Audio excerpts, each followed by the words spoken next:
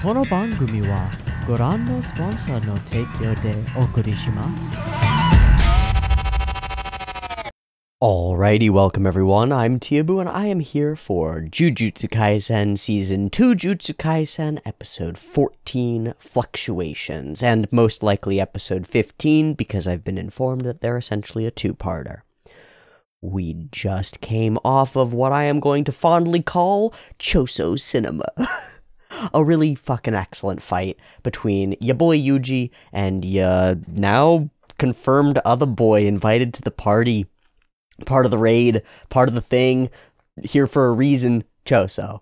That was sick. That and the big Mechamaru fight kind of transcend. They go into this triggery, color-fucked, insane, multi-dimensional space that's, like, really playing with what can be done in two dimensions, in time, with music, and with lighting, and with movement. And I fucking love it. I fucking love it. I love being here on the ride for you. I love the hype around this. I love the feeling of getting more than I expected. It's one of the best things in the entire world, I think, is when you've got expectations for something and they're exceeded in a positive way. Like, what else is better than that? When you have high expectations and they're confirmed, that's pretty nice, right? But it's like, it's what you expected. When you have high expectations, they get failed, that sucks, so that's never good. But when you have one expectation, whether it's a low bar or just a mid bar or whatever, and it gets trashed by something being really cool, not only did you get to find out you're wrong in the most powerful, cool, and fun way, but you also got to experience something really cool. So you get the double whammy. It's like, it's perfect. I love being wrong in cool ways. I hate being wrong in shitty ways, you know?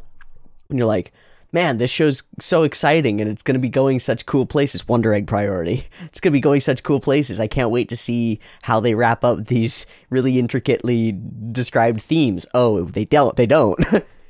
Expectations diminished, destroyed, distraught, fucked. But when the show is like, yeah, there's this guy, he's here, he does blood powers, his brothers kind of sucked and got trounced. You know, he's here, he's a token character. You're like, oh, he's a token character, this is fine. This is he's gonna build Yuji up, he's gonna come down in here, he's gonna trounce this Choso chump, and be off to fight a real character, like a real fight, like Jogo or Mahito or something, right? Nah, fam. Other way. Don't know where Choso's at the present moment. Still not entirely sure how his backfire happened. Like, what's going on with him? Why did he just have a psychedelic break? Not certain. Also not certain where Yuji's at. He just got whomped and has now presumably been dragged off by the two girls. The little ones. The family. But to what end? They're not really aligned with Brain Boy. They want Geto's body back. They've got different motivations. And so now them having Yuji within their power creates some wrinkles.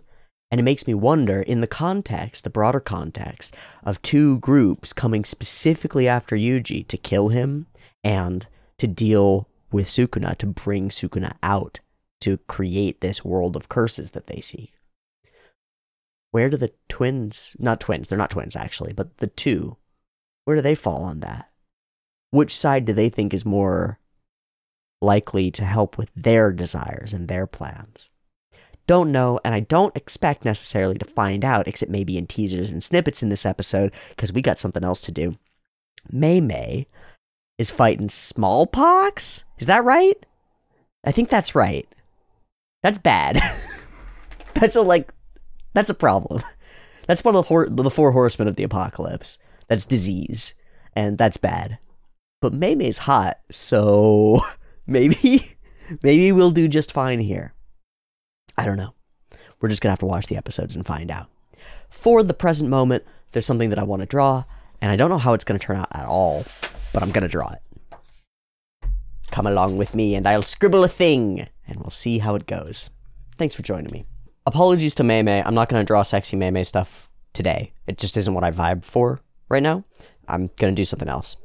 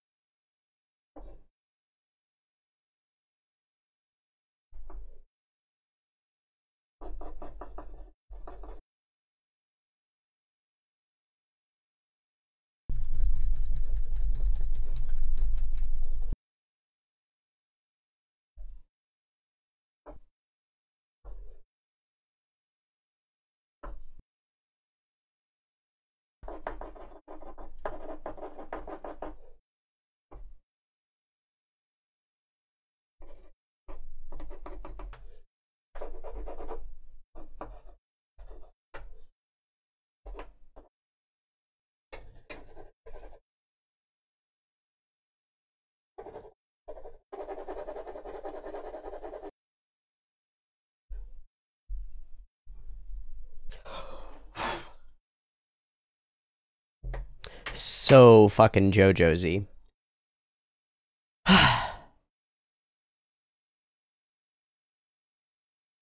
Partly because it's an arrow, but also because it's just a character whose whole identity visually is built around a particular theme, built around these arrows and lights. Very fun. I'm not sure if I love this drawing. I think there are like 1,000 ways that I could iterate this better and do like better crispiness on the arrows themselves so that they pop out, like make them feel like they're more than they are here. And also I don't feel great about the trying to turn them into three-dimensional things, and that's something that I realize is much more difficult than I thought it was. Making stuff look flat and foreshortened. Like two-dimensional flat arrows foreshortened at camera are really hard for me to capture. I have to go and figure out how to do that. Cool. All right, and with wide Choso watching over us, we turn our attention to the next episode, episode 14 of Jujutsu Kaisen Season 2, Fluctuations. And with a raven's eye as the first frame of the episode, I am confident in saying that we're going to be focused on Mei Mei, at least for part of this one. There are plenty of other things going on. Nanami's out here. Sure is out here. Blonde guy still has some lives left and some murder to accomplish. Maki, we haven't turned our attention to at all and is in some interesting circumstances. So we'll see how we play all this out as we move forward. For now, episode 14 of Jujutsu Kaisen. Thanks for coming along for the ride with me. Let's watch it. 2 versions, PiP in the description, timer on the YouTube, early access on the Patreon, beep beep timer to count you down.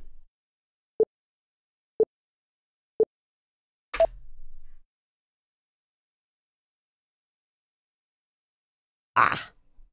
Where's Edward Jenner when you need him?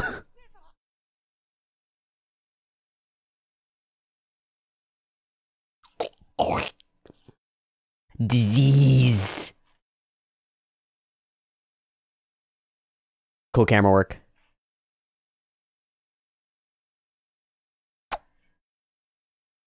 Stuck.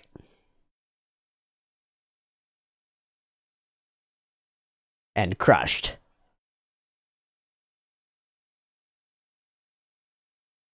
Naruhodo ne. Swish. Swish. Oh.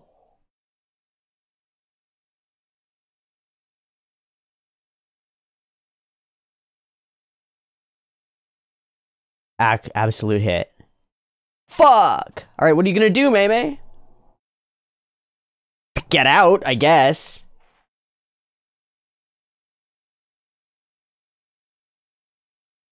Mei Mei's so fucking physically sick. Wow, very detailed. Pop. Oh.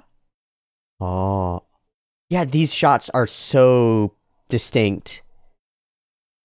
Who's directing? These are so distinct. It's similar to Ghetto in the Shower. Huh.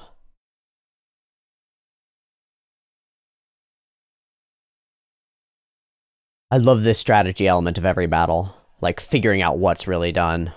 Huh! Pop! Imbue a bunch of cursed energy. Pop, pop! So weird.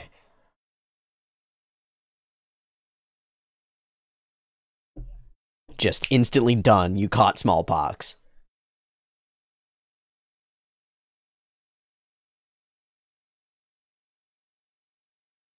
Wee wee knows. Yeah, so what is this relationship that they have? We've been really focused on Wee Wee. Of course.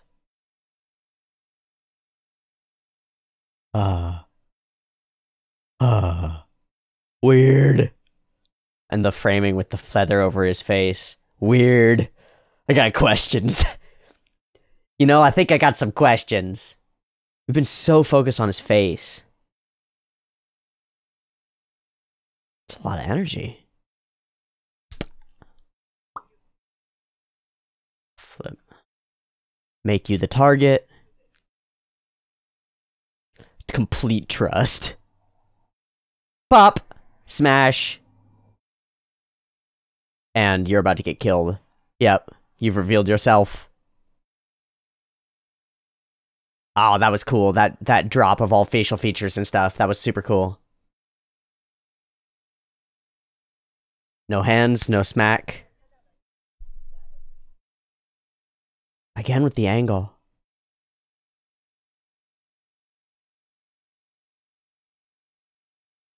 Oh. Oh.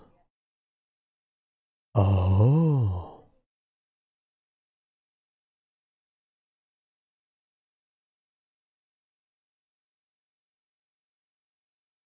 Oh. Wow, these shots with the stark lighting are so pretty. So deeply distinct. It's such a particular voice. This is such a particular voice. Oh, hi. No. Was that her or wee wee? Her. Burbs. Wow, again! What is with this shot? Why does it do a thing to me? It's almost like Animatrix, like... Grind monsters, no.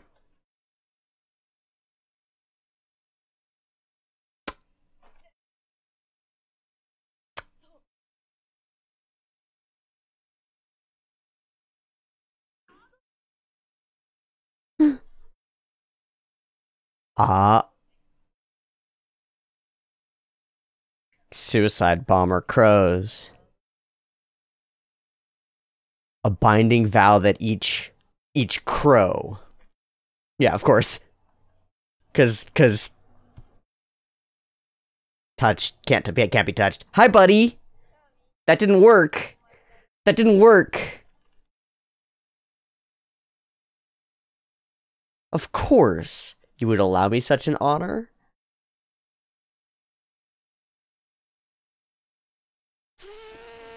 Are we getting specials? Okay. That was... I may have enjoyed that more than the Choso fight.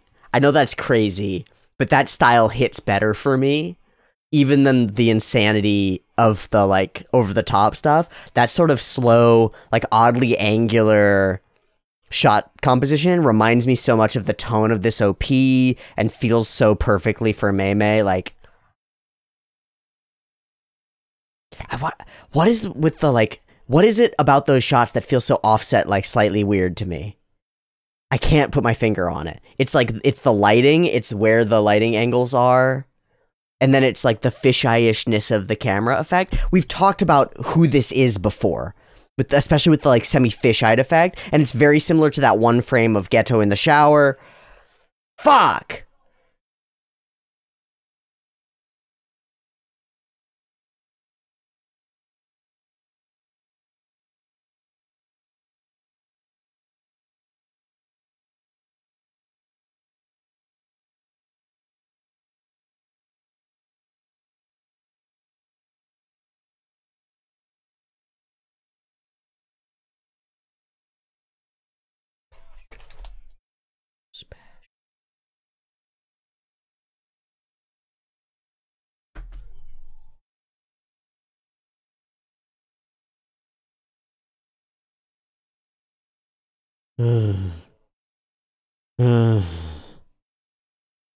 Okay, so we're swapping to over here. Interesting. Fuck off.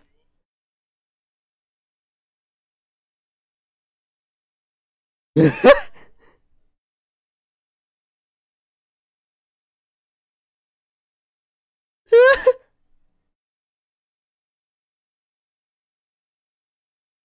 dono part. Go home?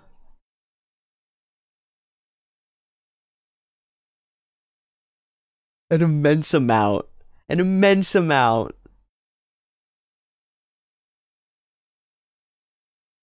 It could have been worse. It's good to have Maki around at least, and Naobito is probably useful. That is his name, right? Naobito Zenin? Yeah. Okay, who are we up against? What are we up against? There are a bunch of people out here. So, like... What's the setup? Yeah. Okay. Oh, fishy, we haven't seen you at all. Yeah, be very fucking careful. Oh!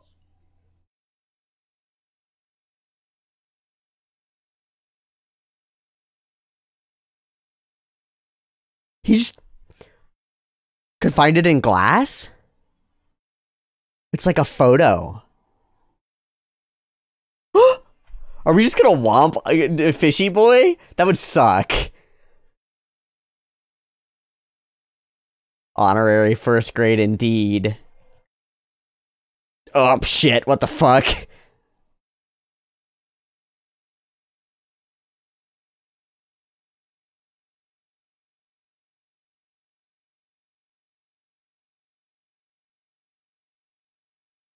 Are we gonna double up? What? What the fuck? Uh-huh, you're homies. Yeah, Hanami's not anymore.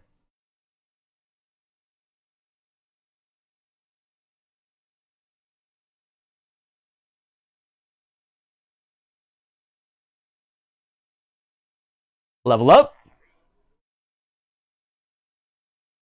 Just a shell. Oh, fuck! Sell? Sell? Fish sell? What the fuck? What the fuck?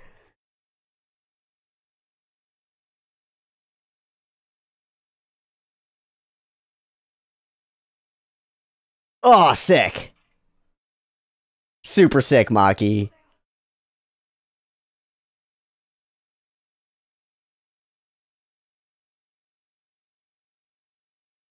Are they paper? Oh, it's anime. He's clapping things into frames. Oh. No, dude. No, dude, it's 12. It's 24 and it's on 2s. It's 12. 12 frames per second. No, garbage. Garbage. I hate it. I'm with you now, Bito. It's garbage. He's just not listening. He's just not listening. Yeah, it's fine. Ah, that shit! It ruins everything. It's completely not registering. He's just yelling.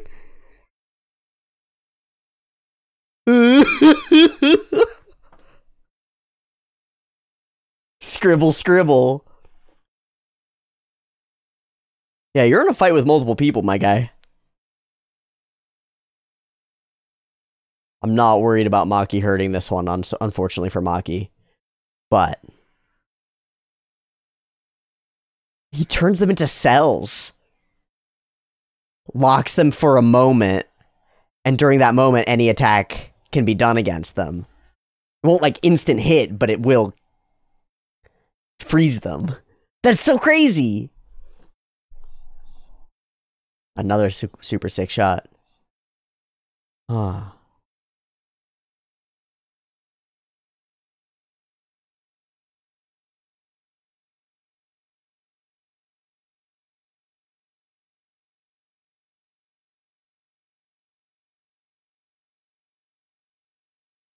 He's so dramatic. Mm-hmm.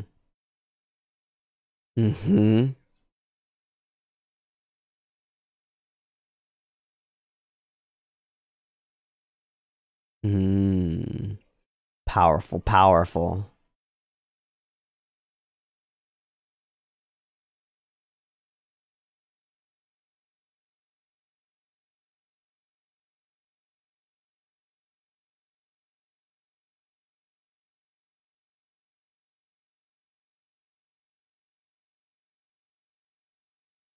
More techniques.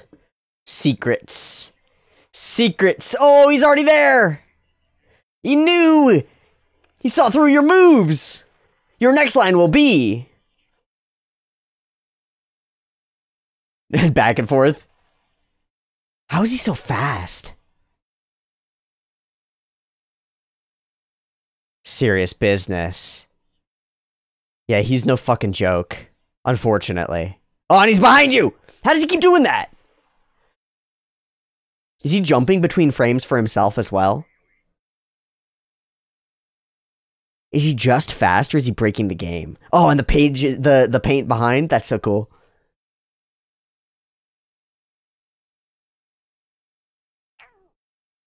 He is! 24 frames! He alters reality. Oh, he predefines his actions. So they're instant.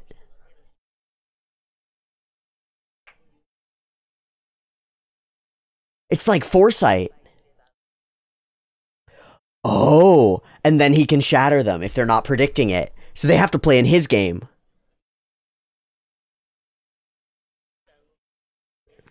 He puts himself in a... It's like jumping for Yuji. But if he's within his parameters and boundaries of what would be animatable, he can choose where the next set of frames is going to be the next 24th of a second away. Innate sense for timing and keyframing. He's just... Oh, it's so funny.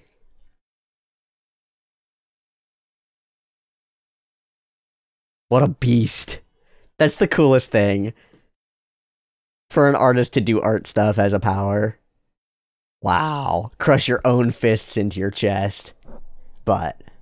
Ah! Did you just get jutsu'd? Did you just get secret techniqued? Oh! Teleported to the island! That was his power this whole time. So now he's stuck there, and that means Maki and... Uh-oh. They don't... I don't think they have what it takes. And he has to travel halfway around the world, or like, you know... Oh! No. Okay, we're in a domain. Never mind, never mind, never mind, never mind. We're all here. I thought he had just teleported Naobito far away. Fuck. What is the attack? Oh, shit. Fishies.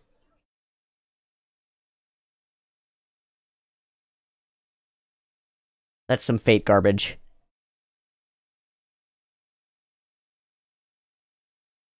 Oh. Oh.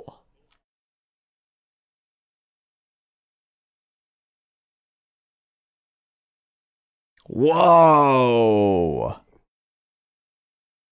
Honorary.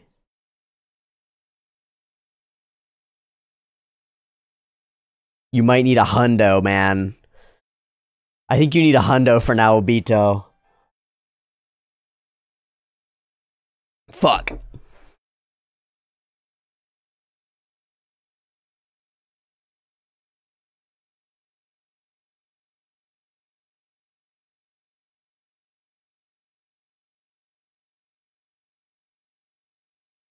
Shut up. Stupid. Don't be yelling. Oh, she's gonna go for him. Fuck, fuck, fuck. Wow, and he's just holding it. What a beast!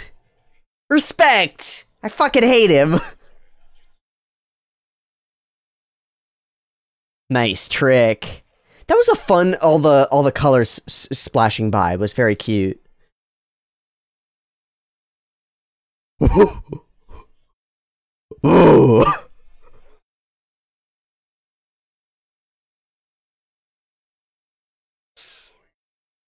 Unfortunately true, sorry Maki.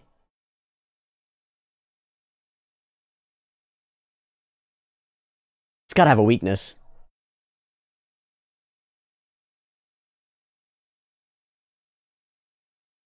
It's over. I don't think so, man. Oh! Never mind. I was wrong. Let's go, Maki. She doesn't fight with cursed energy the same way.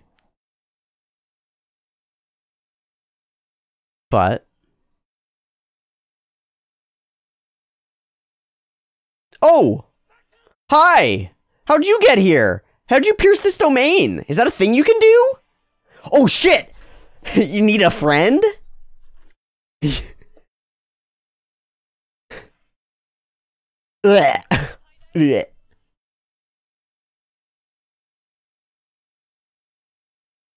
How did he get in here? I didn't know that was a thing you could do. That's so sick. I don't know, man.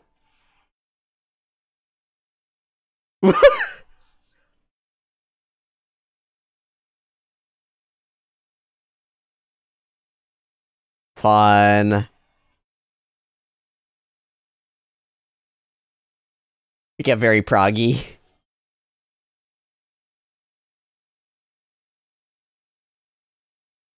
Oh, shadows in the ocean.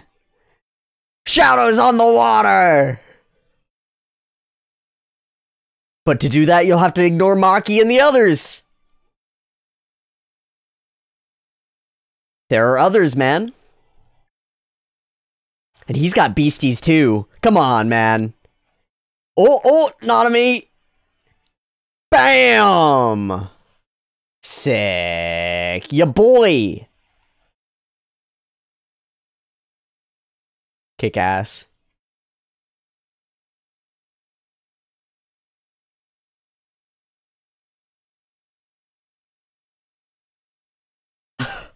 Woo! Delegation of responsibilities like a good office worker. Yeah, he was getting chomped on. Oh, holy shit, he doesn't have an arm. Yeah, all together, we're gonna drag you to hell, bro. Ah!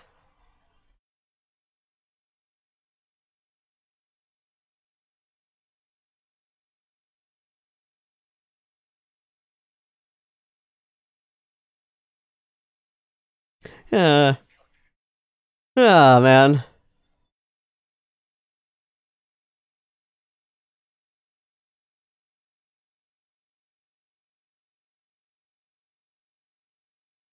A chance. Yeah, he's fading. Yeah, it's too much.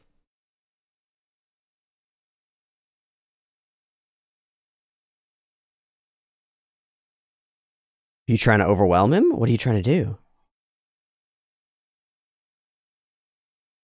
Like you did with that other one. Or like we saw. So you want to get us out?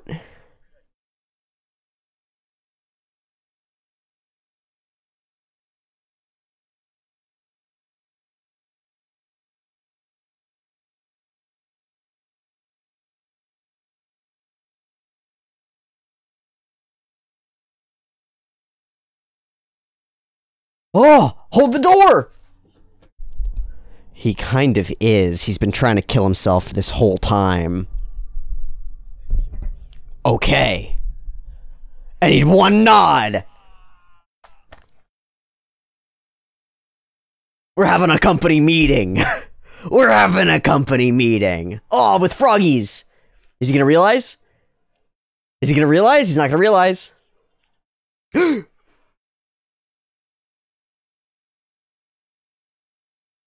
go, let's go, let's go.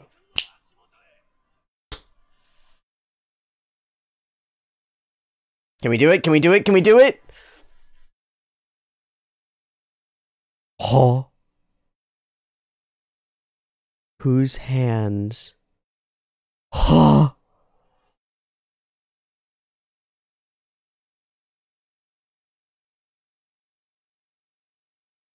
Huh? He was just chilling on the other side waiting to come through? Yo, that's double... That's a cascade of bad. This was a weirdly toned episode. It's split between the Mei fight and then this fight, and then this fight's tone is split, like, in multiple ways. It's very weird. I need to know who directed. Like, I have to know.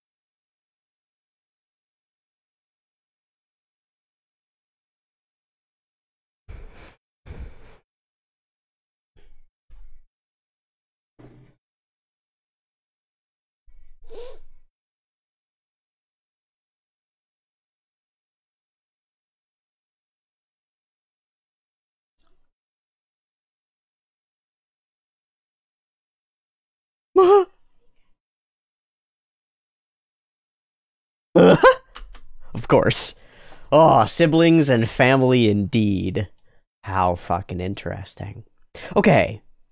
Broadly, episode has two major parts. Second half is all this fight and those characters. First half is all this fight and these characters. I think they're very distinct and different from each other in a really interesting set of ways. I think this half in the beginning is like special gorgeous. These weird angles and this lighting scheme and these shots of the characters and the like two close-ups that give us a feeling of everything being weird, and the obfuscations of stuff in the foreground and the lighting theme over everything, and the like slow, really distinct shots of Mei Mei's face and Wee Wee's face.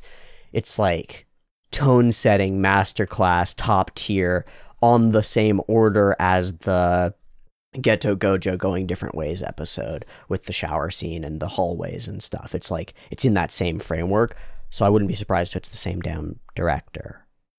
Or at least somebody is like solidly involved between the two. The second half is fun. It's like on par or better than the rest of what we've been watching in Jujutsu Kaisen up to this point. Does it go into spectacle territory like the Choso fight? No. Or the Mekamaru fight? No. And it's weird, and it kind of feels more like class-based shonen in some interesting ways. Like, especially in these moments where we've got big humanoid but alienized monster like floating above us, being all powerful, and our squad is like figuring out how to work together to take them down. It feels like very straightforward shonen, which I think is a really good angle for secondary characters to be dealing with. Like, this squad over here, these are secondary characters. Nanami's amazing, but he's not the main character of the show, right? He's not Yuji. We're not focused on that. And so for a fight involving a bunch of them, having it be in this sort of a flow, in this sort of a format, revealing a bunch of people's powers and moving around, and then peppered with really cool moments, is really cool for me. I think that's really solid. I don't think I need this fight to be at 100% redlining the whole time. The fact that it has these like really crispy shots of Nanami in here and some other really pivotal, like important, cool moments that really sell the thing makes the whole rest of it feel good enough to hold together as glue. And so I like it quite a bit. Also, revealing Naobito's powers is really sick and personally fulfilling for me, and probably for the people animating, and probably for the mangaka drawing, for Gigi drawing, because it's cool. It's so cool to make an artistic artist's power, right? Like, Hirohiko Araki made Rohan Kishibe as his own, like, a mangaka in his own world who has powers related to manga. And it obviously had so much fun doing that. And part of the fun that he had doing that is, like, it's so obvious because Rohan has been spun off into these other adventures and stuff. And clearly Araki sees some commonality and some connection there. To make that a character in your manga who's kind of not a good guy, like, not a core, it's not like Fushiguro has the manga powers. It's that Naobito has the manga powers, or the animation powers. It's still really fucking cool. It gets to be fulfilling in that sort of, oh, if only my particular skills gave me some particular type of superpower, that would be so cool. It's like maybe a photographer would dream of being able to freeze and capture moments in photographs, or maybe a musician would dream of being able to, like, resonate with people's hearts and change their minds via song or something, some power like that. An animator being able to see and use their skill at capturing frames of information and the way that things move in order to optimize their own movements in intervals and force this interval-based, like, framework for reality that the other person has to play into, otherwise they get stuck, and has to play into the rules of, otherwise they get frozen and stuck, because if they're not ideating what they're going to do next, they're just frozen, they hold. That's really sick. It reminds me also of some of the conversation that we had between Mahito and Fake Ghetto about, like, identifying your perspective actually shaping the reality of the world. Like, the nature of the observer changes the nature of the observed in a real and material way. Naobito's observation of a person and activation of his domain functionally changes the way that reality is existing around the two of them for the period that he's freezing. That's so sick. It's so cool. I think it's really neat. it's like such a cool surprise to see him doing this, and to have these as the answers to why is he so fast, why is he able to just capture you and throw you away. It's fucking awesome. It's fucking awesome, and it makes him really intimidating and potent and very cool. I love it. I love this smish-mash in-between thing. I also love the distinct lighting switches that happen in this episode, because there are three. There are three, and they're really distinct. Everything is blue-white. Everything. Everywhere is blue-white. Blood is purple. Everything's blue-white. Like, there's not... Except when we get in here, when we're red... I was going to say there's no red, but...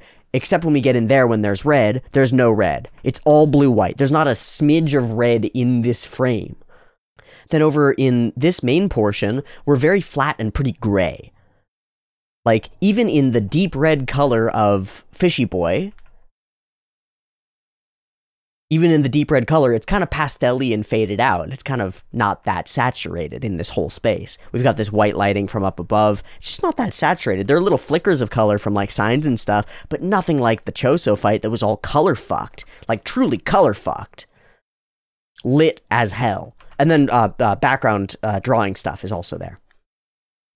And then another color swap. We get this very colorful theme, this very colorful scene here, where each character's like vibrant color hues that have been chosen for their palette are maxed out and made even more colorful. Like, there's purple is the color of his gray hair. It's purple. It's not gray. His tannish skin verges down toward like deep browns and these like highlighty yellows. The background greens of the trees are like neon. The background blues of the sky are like blue. It's like, it's unreal. It's unreal. It's hyper real. It's psychedelic almost. And it's inside a domain, so it makes perfect sense. There's one moment there when we like bash through a bunch of trees that like really got me. I thought it was just a really cool visual effect. It was like a big whole frame smear thing. It's when Naobito gets punched gets punched back, and we do this whole frame speedline smear that's like slow down into it, boom, full blur, and then that's, I would frame that and put it on a wall, actually, genuinely. I think the monsters and stuff look as good as they ever have, but the sell of it is really good. And then I think there are portions of this piece of the fight that lose the flow. As the music is going, it loses its beat, kind of, like a little bit. It's not bad. It's not bad. Don't take this as being bad. But I think, and I'm not going to do it right now, but I think if you go back and you were to watch this whole section through, it tries to keep max level peak in terms of feel going, but there isn't either enough visually really spectacular stuff going on to keep max level peak at optimal level for the entire time, and the music staying at max level peak doesn't do the sort of fluctuating flow that builds us down and back up and down and back up that would allow that sustained feeling of being a peak for the entire time, which is fine. But we've mentioned before how important it is to have those lulls in the action, and it doesn't feel to me like there are lulls in the action here. Instead, and that's fine, it's the scene that we're in, instead it feels like we're in the fight continuously, and the lulls are just a character very emphatically and scared about it saying a thing, like Fushiguro telling us about his plan with the hole in the bottom of the domain, and then back to straight action. Likewise, when we switch between different soundtracks, there's the moment when Nanami shows back up. We're on one soundtrack. Okay. And it doesn't really like build to a particular climax. We just cut it out for a moment and then cut in the new more drum and bassy Nanami track, right? And there's no lull in between. There's no flow. It's just one to the other, staying at that same level. This is such an interesting thing because even though the level that we're at is high, it's high valence, it's like a lot going on, because it's monotonous, it feels like a drag to me. Because we keep at that level. And weirdly, the answer wouldn't be to double down and make it more. It would actually be to pull back and make it less at certain points so that it felt like peaks and valleys. That's such an interesting flow thing for composition of an episode.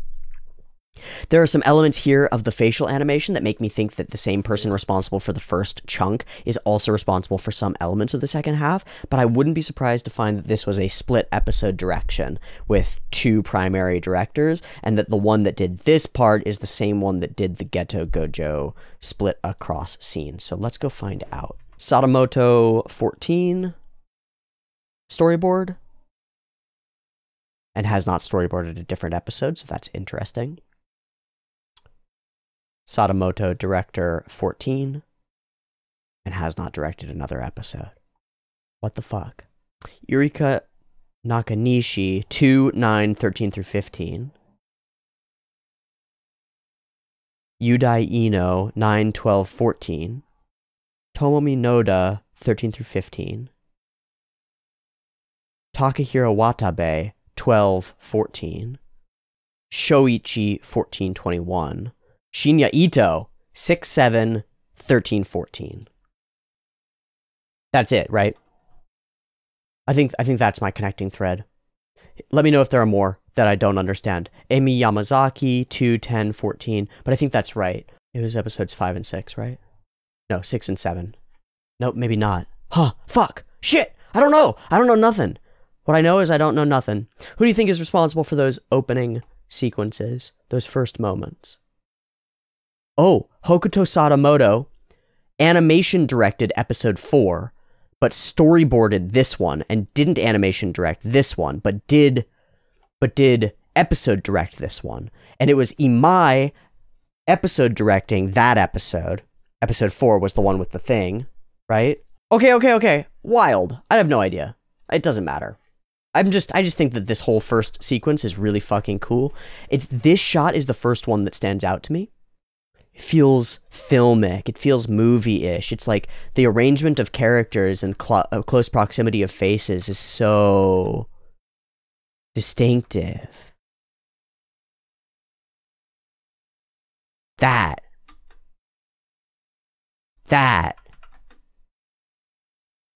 The joy and death built into it. The close frames. The tone of the whole thing. And the way that it jumps for action moments, or this rotating shot around her, or these close-up. Yeah, it's just so much. It's just so much that I think is fucking sick sexy. Love the first chunk. Second chunk's good enough. More than. Super great. Cool techniques. Final portion is very colorful and enjoyable, and setup for next time is like insanity. Toji Fushiguro, now manifest from a weird spirit seance power, has been pulled into this world, and now is making his way into this domain through the hole that we've made to get out. Are we gonna all end up in here together? Father and son reunited? Yeah. Something fucking crazy is about to happen, and we're about to watch it. See you in just a second for episode 15 as well. Peace. All right, welcome back. We're good to go for episode 15. You know what they say, expect the unexpected and you'll never be surprised. I tried. I failed. I didn't expect this. I'm surprised. I'm very excited. I really want to see Fushiguro versus Toji. Or I guess it'd be Fushiguro versus Fushiguro. Here we go, episode 15 of Jujutsu Kaisen Season 2, beep timer.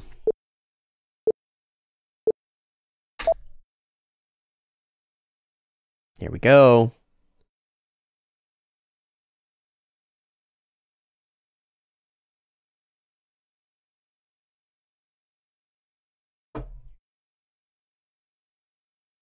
Crack the egg.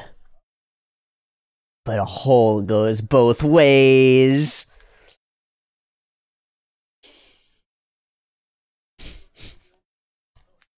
Someone.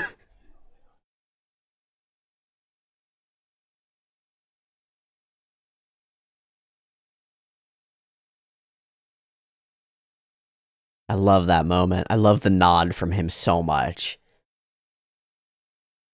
And that answer as well. I really love it. Specials now or later? Later.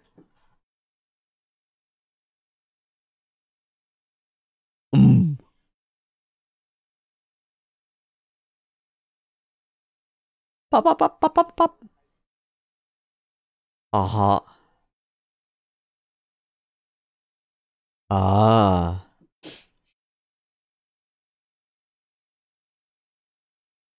We're getting narrator-san, man. That's so scary. Because something pivotal's about to happen. Nani?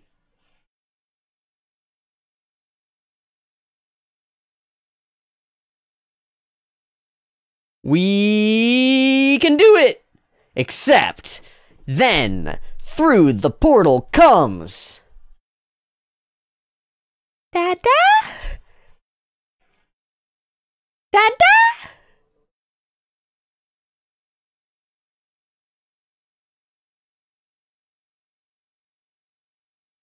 Uh-huh. Oh, they're all related except for Nanami.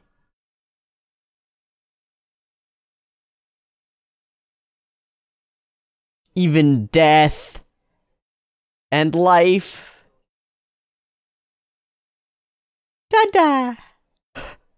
Yeah. This is so bad. Not quite. Oh, mine. Oh, hey, this is mine. Hey, kiddo, this is mine. Should be familiar.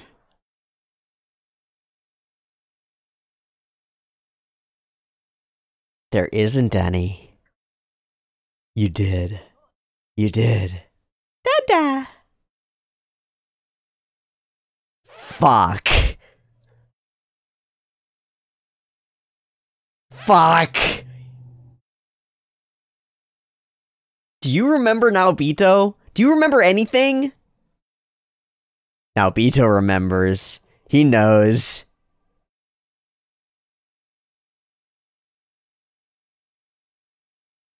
But he's a little different. Oh, fucking hell.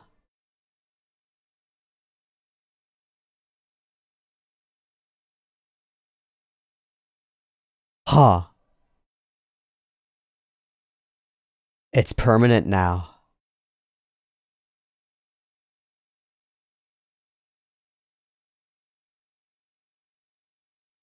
Ah!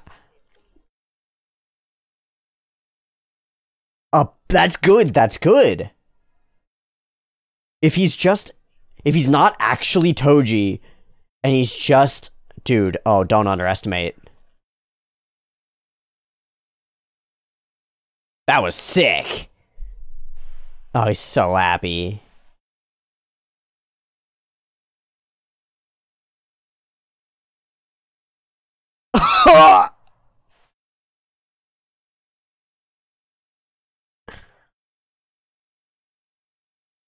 Which means he's gonna fight whoever's strongest around him until he's dead.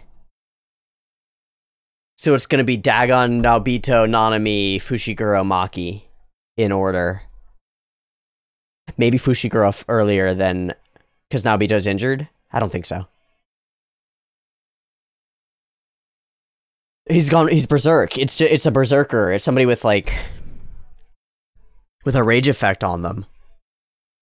Okay, that changes things strategically, because you can bait that into other things, but if we can't escape the domain... No, as long as he kills Dagon, or Dagon, then it's fine. Okay, as long as we stay the fuck away, we can do this. But then it becomes way worse once we get out. Because, like, how far is he gonna sense strong people? And can he be put down? Because he's a nuke. Without Gojo around?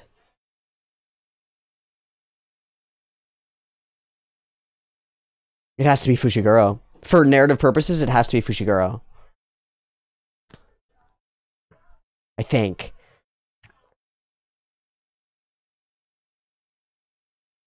Interesting. What a totally unexpected wrinkle. And the nature of it is different than I thought. I thought he was conscious. I thought he was himself, like fully.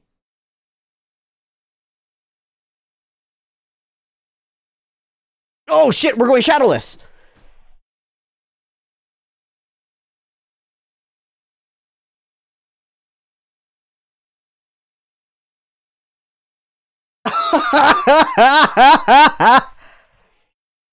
The fuck?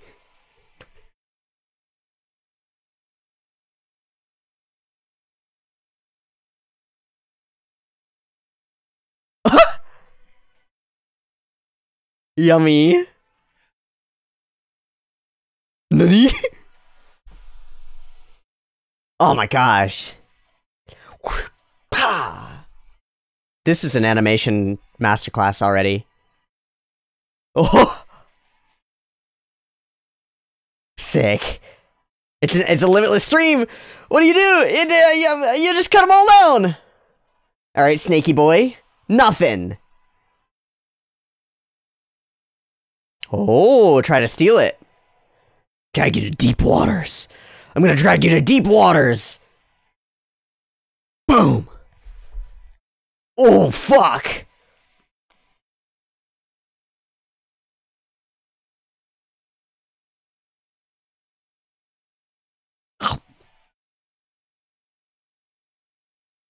Oh, the setup. Nothing. Boom, boom, boom. Insane bug trilobite things. What the fuck is this fight?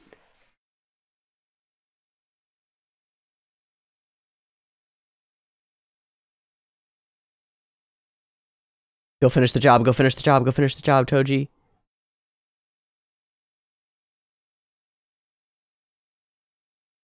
Boom, boom. The barrier. Nope. Oh, straight in. Okay.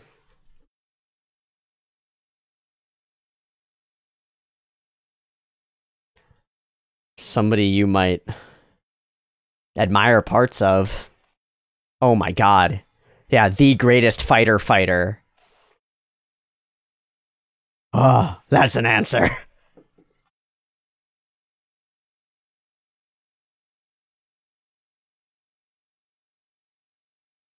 Let's go.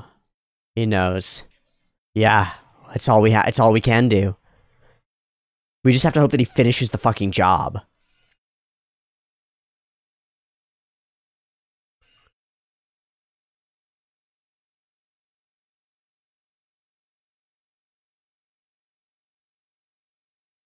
He's sharpening it.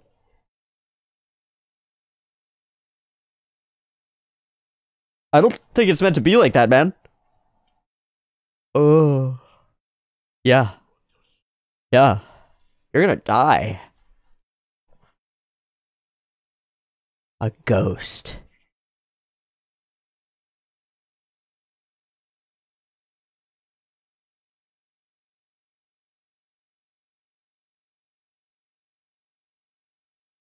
Ah!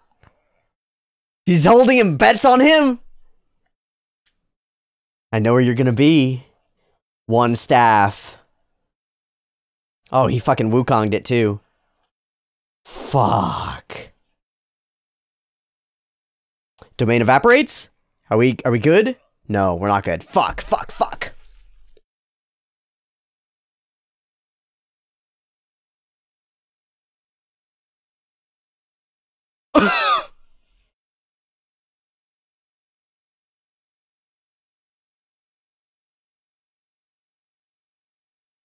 I think it's over yet.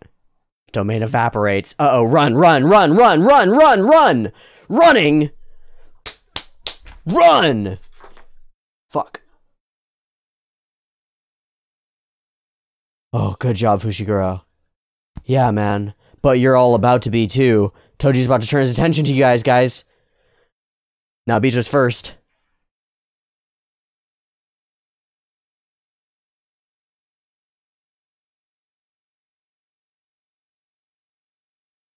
Just a frozen moment.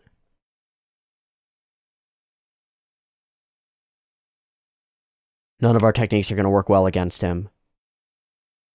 We have to run. We have to get further away from him than somebody else more powerful.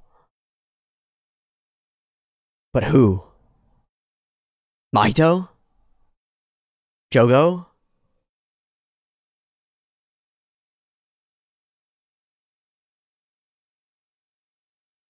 Huh? Now Bito just did that, didn't he?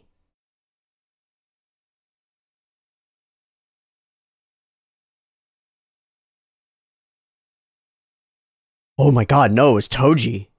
He did that. Why? Because he's your dad? He wants to have a chat? Hey, kiddo! Oh, shit. Sibling.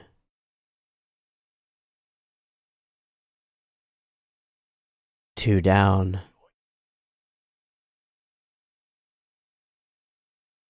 Way worse. Fuck.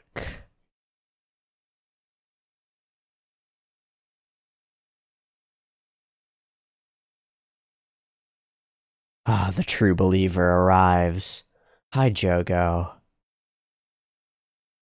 Sate. No, not Nanami. Please don't blow Nanami's.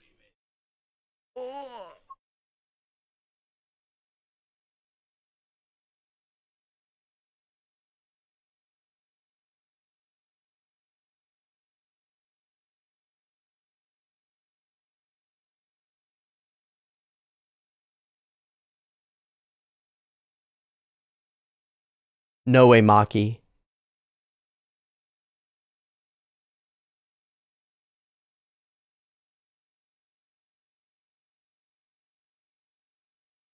Oh?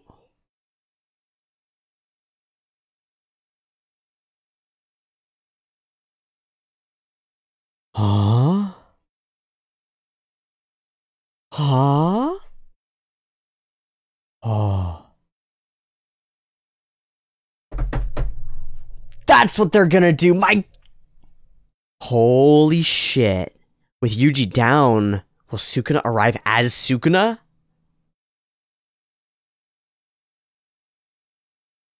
And he's there. And you're too late. He's already got the...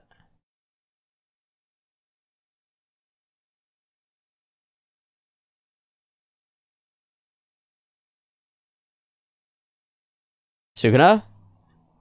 Oh.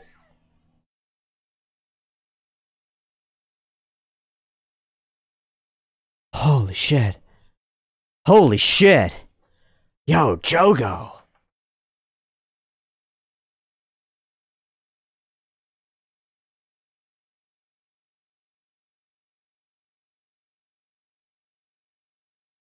Oh, but all at once.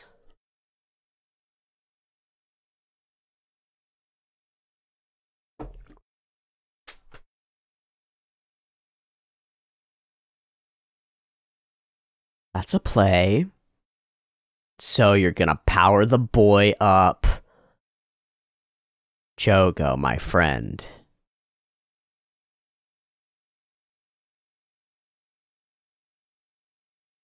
Jogo, my little buddy. That's like unleashing another Toji. You don't know what that's gonna do. This is... Oh, hi. Back to colors. All arrows green. Lovingly feeding one after another.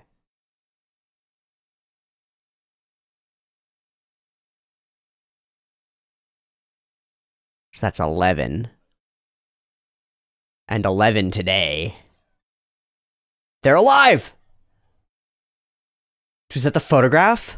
Was that the selfie? That's her power, isn't it? Take a selfie of self and return to that state. That's sick. Unless Sukuna.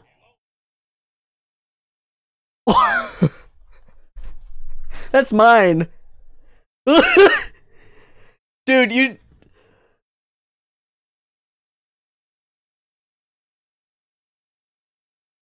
Huh? Oh, we're friends now, right?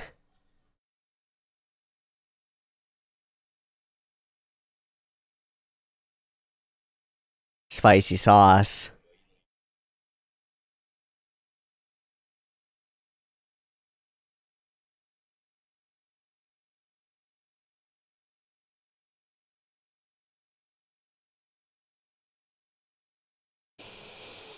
Just overwhelming presence.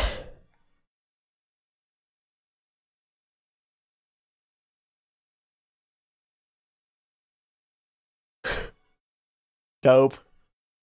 It's dope. What can I say? It's dope.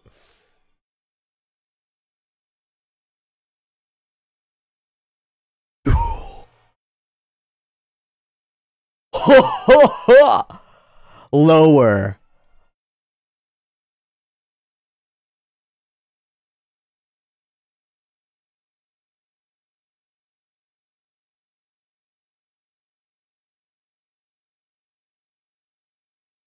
Oh.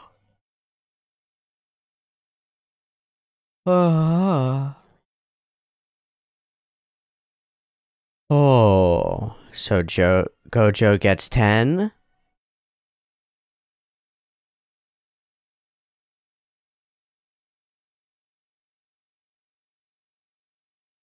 Like speaking to a god.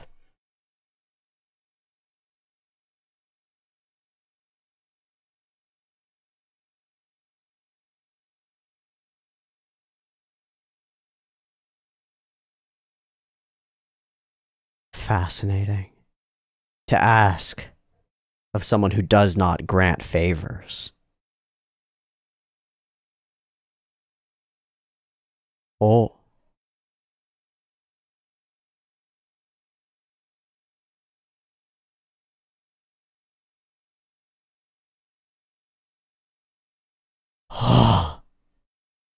Are we gonna find out?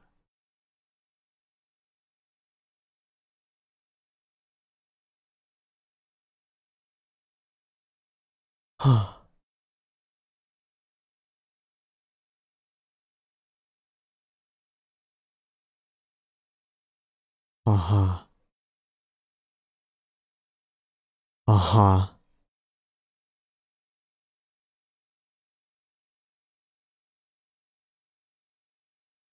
Not you. Yeah, you're a thief.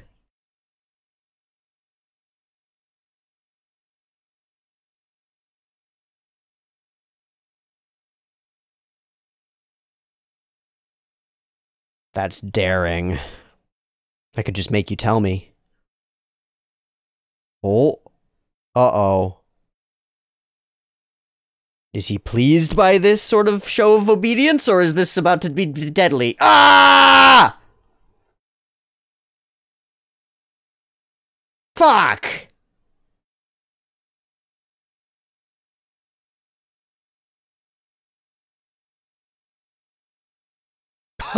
That's what I thought.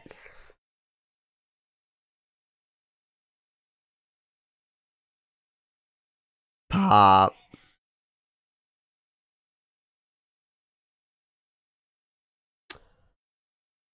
Well, your part in this story is done, dear.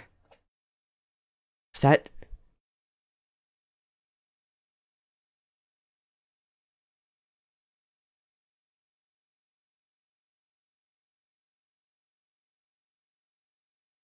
Oh! Uh-huh! And for you... How's your head, bro? He wants you. He's actually worshipful properly.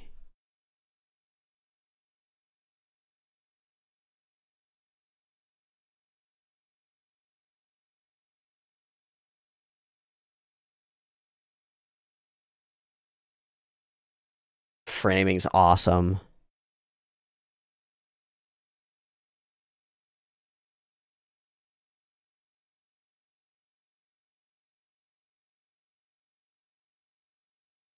Hmm.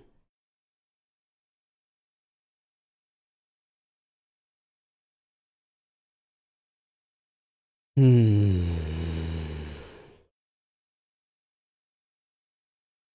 He does have a vow with him.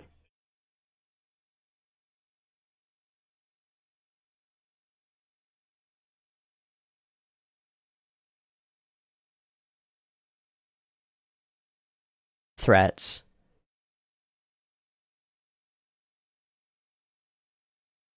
He's okay with the way it is? Yeah. Fuck. Yeah. Yeah. But he's endless and chilling. Oh. Oh. He doesn't want you to work under them. But Sukuna forced that framing. He knows he can't. Holy shit. Holy shit, holy shit, holy shit. Hmm? All except for one?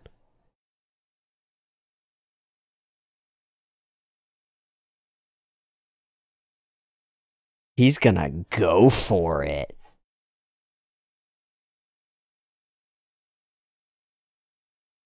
I don't think he can do it. Like, God just said, if you punch me in the face, I'll give you whatever you want. But he's God. Right?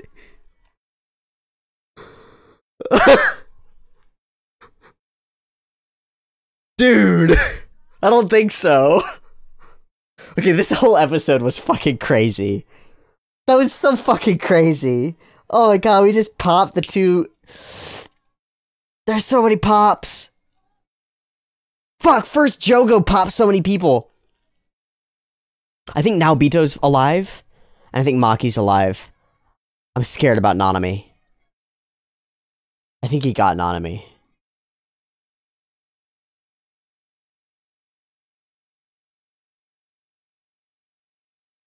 I think he got Nanami.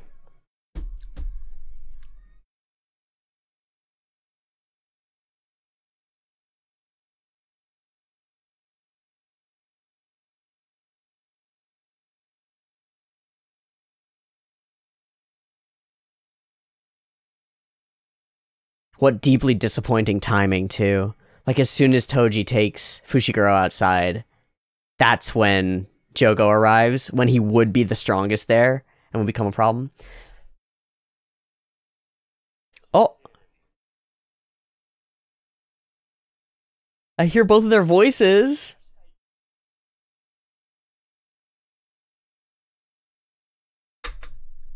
Ooh, that's an arrow.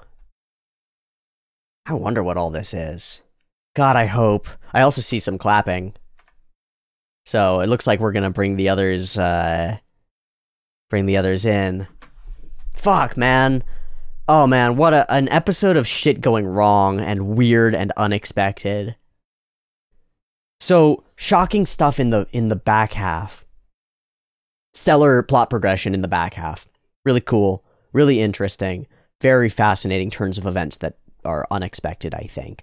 And very interesting and very much shake up the entirety of everything. But it's right up until here that I think the episode is really shining. It's the second episode of the two where I think that the first half really smashes it in a way that the second half is different. This time I felt there was no drags, no flaws with the episode overall in particular. I think it's stellar. It's just two different types of tension in the thing. The first half is fight tension, and the second half is emotional, interpersonal, like, strategy tension, and fear, and, like, the world is ending stuff. First half is one of the cooler, straightforward fights that we've had. You know, we got a really cool... In the Choso fight, I'd say that's a really great expression of a limited scope, limited framework fight. We're stuck in certain locations. We're using elements of those backgrounds to create a really vibrant and dynamic environment. The actual walls and floors and bathrooms and stalls and elements of the environment are a huge part of the fight. And being confined in those spaces is a huge part of the tone of that fight. It's locked in and it's tight and it's close together as well. Like, a lot of our shots are about the characters being close together. A lot of our camera angles are very intricate and woven in, following fists as they fly. And, like, our hand-to-hand combat is very hand-to-hand, very close. This fight is very different. It's in an extremely broad, open, brightly lit space, wide, open air lighting, and we've chosen this very colorful palette for it that I mentioned before, where with every character's color is brightly lit. And then within that framework, we do really spectacular battle shonen action style stuff that becomes extremely high dynamism, high flow, high impact, high speed, and moves a lot, moves through space a lot. I guess what I would say is like, a lot of the Choso fight is our characters moving in a really enclosed space in intricate ways. And a lot of this fight is moving in a really open space in big sweeping ways. So where in the Choso fight, one little hand-to-hand exchange might be a thing, here it's this stream of fish coming at Toji as he thwacks them all away. And in space, that happens over a wide space. Like he's running at him for a number of seconds, slapping fish away. And it's like this big scene that's happening. Or when characters are approaching each other in the Choso fight, they're approaching each other from very close range once we get to that close range part, or even shooting blasts of blood at each other from further away, but still like approaching each other instantly. The rate of exchange is very fast. Whereas here, the characters approach each other from far, far away and reset over and over. They knock each other far away from each other and then recollide, and knock each other far away and recollide over the course of the fight, which gives it a very cool, different kind of flowy tension, as opposed to the wham-bam-bam, wham-bam-bam, wham-bam-bam. It's like wham, wham, wham, ra-ta-ta-ta-ta, wham, ra-ta-ta-ta-ta, wham, right? As each of them set something up and builds to an individual punch or an individual climax or an individual smack or something. It's rad. Narrator-san jumping in to tell us what's really going on here is amazing. The mirroring of Toji's explosion into the sky here with Gojo's initial awakening sequence is really clear to me. It feels very clear to me. But also, the world is turned upside down by this, very literally. And suddenly, that's mine, and I'm going to take it, and it's not yours. Me, of all people, a hand-to-hand contest of strength? Yeah, dear. Someone was doing your gig before you were. The whole fighting with cursed tools and having a shadow realm to put them, and just using insane physical prowess and a lack of cursed energy to become an extraordinarily formidable fighter. Take notes, dear. Your ancestors have been here and tread this ground before. Now Bito knows. And we are told what's happening. It's not what I thought. I thought Toji was back. Like, in the same way, in a mirror realm to Sukuna being back. That's the vibe that I got, is that we've got this setup of, like, these two are super interesting and re-emerging at the same time. But it's not Sukuna being back. It's not that he's actually tied into this body. Mostly. It's unbound. And unconscious. So then, if that theory is correct and we're going after the strongest, why did he single out Megumi? He knows. He's more than just a ghost. Or at least he carries some of it with him. I don't know what it is about some of these water scenes. They're spec-fucking-tacular. And these aren't even the high-action ones. But the dirt under the water, spec-fucking-tacular. Some of the coolest shit I think I've ever seen. This sort of framing is that classic shonen feel. A puppet of carnage is such a crazy line. Not worth my time. I don't know about that, bro. So here's what I mean by, like, we're covering a long range. We cover this whole space. It also looks super sick. This water kicking up from it and the smears and... That's Jaws, right? Like, that's actually just Jaws.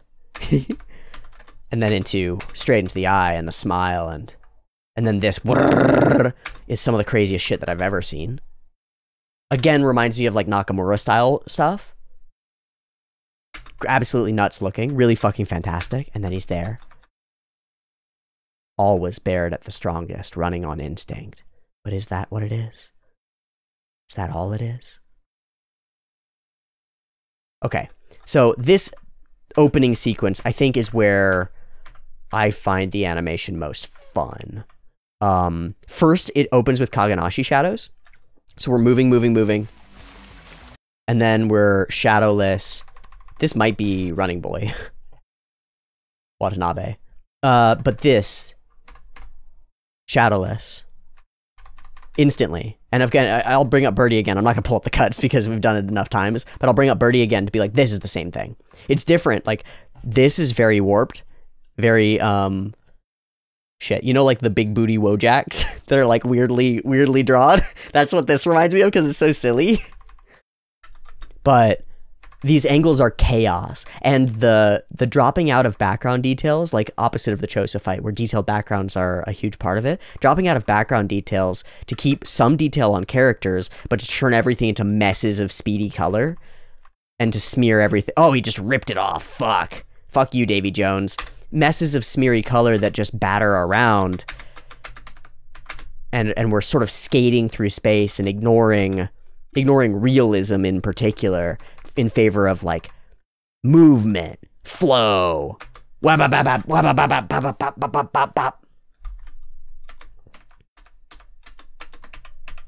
water stuff as well. This is some of my favorite sequencing in the show. Just in terms of feel and flow, like I recognize that it's not as difficult animation wise as some of the other stuff, like the Kyukawa circus cut, but this is really compelling to me. I really like it. It feels very good. There are lots of those fun little interspersed moments where it's like, haha, I take what you throw at me and I barf it back out at you, you know, with the fish biting and just changing of who feels like they're in power in the scene as we go back and forth. I loved this moment. I just want to see it frame by frame, because he does like a little flourish and then there's a pa of all of the fish arriving in one single frame. So I want to see how we set that up, because it feels to me like pull back and jump, like there's some sort of stretch before compress, or some sort of compress before the stretch. I want to see. Bop, bop, bop, bop. Whoosh. Wham. Okay. Boom. Oh, it's the camera pull out. Wham. Pop. Dup, dup. Shake, shake, camera pull out. Yeah, it happens over 3 frames. So it's here to here. And that alone gives this distinct feeling of, with the sound design as well.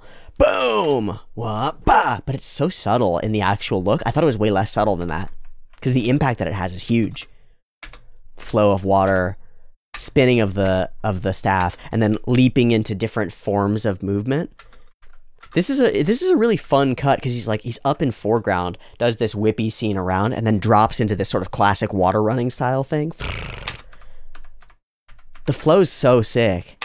And then from below, and then from the side, kind of a classic shot as well. Battering your way through a big crowd or something like it. Wham, bam, no shot. Drag you to deep waters and it's nothing. The big beasts are cool. A lot of this reminds me of Symphogear in some weird ways. Big flowy combat, giant monsters and stuff. The water animation all the way through is so much. And then the direct fight before we go ahead and sharpen stuff. It's just brutal. And I love the way that we get to see through Maki's eyes this like fear-admiration combo thing. Crunching it into a spike is crazy. I didn't know you could do that. It's crazy. And then jumping in to help finish the job. And in doing so, providing a much scarier circumstance, I think. That moment of like, it's not over yet, turning into, nah, my guy, thunk, thunk, thunk, thunk, thunk. It's over now. It's been over. It was over before it started. Nuts. And then pure terror. And then pure terror. Megami away. And it's just, we're not going to know until we know about these questions. So I hate that this happens, but I do love how it's done. Suddenly, our moment shatters. We have Jogo express his sadness and solidarity, and then suddenly everybody who's in this room realizes that they're in trouble, and then we realize how much trouble they're in, because we've only seen Jogo against Gojo, and that was a trashing mostly. Like, instead, one down, and he calls it before he even does it, and it looks as bad as it could be. Maki gets toasted. I think Maki will survive. Now Bito gets toasted, and because of the way that we hold it, and like he gets turned around by the Sukuna finger, I think now Bito will survive as well. But here, on this side, he accomplishes his goal. Sukuna revived temporarily. damn, the hope, despair for these two is so brutal. It's one of the things that I think is really compelling when you have characters who are going to experience despair, is to have them have a shred of hope. For here, like, the picture taking and the return and safety is that shred of hope. And it tells us so much about the two of them. Like that we're survivors together mentality. They've been survivors together through a lot of things, partly because of that. And then to have them lose each other, to see the absolute, complete loss of, like, absolute, complete loss of sanity when her sister is exploded. The true raw cruelty of Sukuna. Deep, deep cruelty. Even those who worship him, he challenges.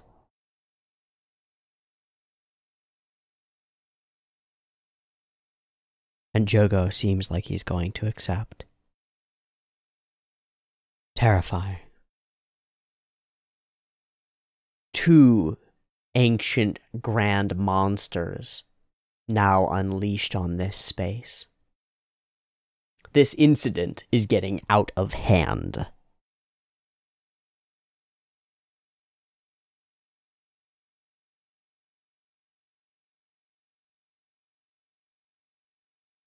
Yeah, this is getting out of hand. What a rapid decline, like with so many character probable deaths. So fast. Wild. How fun. How fun. Fuck, it's scary. Cool pair of episodes. Mixed bags, both of them. Even at their lowest points, their baseline is really solid, to be clear. But mixed bag in terms of some really high highs and some baseline. The high highs of that fight and the earlier fight with Mei were sick. I want to Sakagaburu for this episode. I don't care that much about last episode, but I think I'm going to look on Sakagaburu for last episode in case I can get insights into who did all the Mei shots, and I'll pull this up preemptively.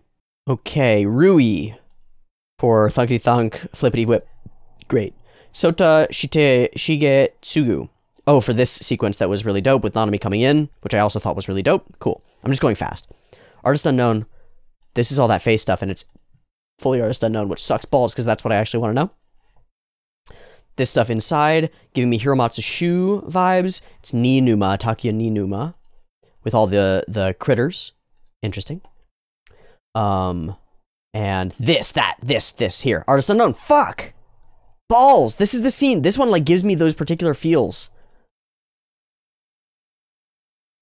And this too, Artist Unknown. So for all the pieces that I really wanted to know, Artist Unknown completely. Okay, source 15. Same thing with the order score. It's going to be that water cut. This is the bash through the trees, isn't it? Oh no, this is that one with the big blast. Hanwen Yi, Liam Chang, Nothing Yukun. Oh, it's Nothing Yukun. Okay, that makes sense a little bit. Oh, it's Watanabe! I thought so! With the running cut. It feels like it's Watanabe.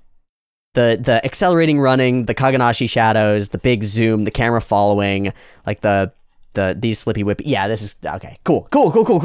That's good. My brain makes sense now. That my brain continues to make sense in a sensible and meaningful way. That's good. Hayato Kurosaki, Toru Yoshida for big fire stuff. I think Toru Yoshida was previously the fire creator as well for Jogo Fires. Maybe we'll see a lot of them in the next episode. Artist Unknown for some facial stuff and some big movements. Cool. Mitchell Gonzalez, Nono, and Yang Zhao for this whole sequence where they jump up and then we get all the faces. Yeah. And all the black goop shadow. This is the final blasto smash and then the wham bam bam bam flurry. Yeah. Okay. Biebert. Biebert! Ooh, Biebert did this. I like that cut, Biebert. I like this whole sequence, Biebert. Biebert, I think you're a cool animator and your water stuff is neat. I don't see much evidence of, like, all the primo water stuff. I guess some of it is in the Watanabe sequence, but not really. Yeah, okay, some of it's in the Watanabe sequence. A lot of it's actually in the Watanabe sequence. This stuff in particular, yeah, okay, cool. No, that was a very fast Sakuga brewing that very much put things in place in my mind. Didn't answer the question that I had about the Mei sequences, because those are really interesting. If anybody knows, let me know. Did answer the question that I had about a lot of the Fushiguro sequences and the Toji sequences, because it's Watanabe. That tracks. That makes sense. Very cool. Solid episodes of Jujutsu. We're going to have to see how this world gets flipped, turned upside down next episode, next week, when we watch more. Thanks so much for watching along with me. I'll see you next time for more Jujutsu Kaisen. Much love. Early access on Patreon. Peace.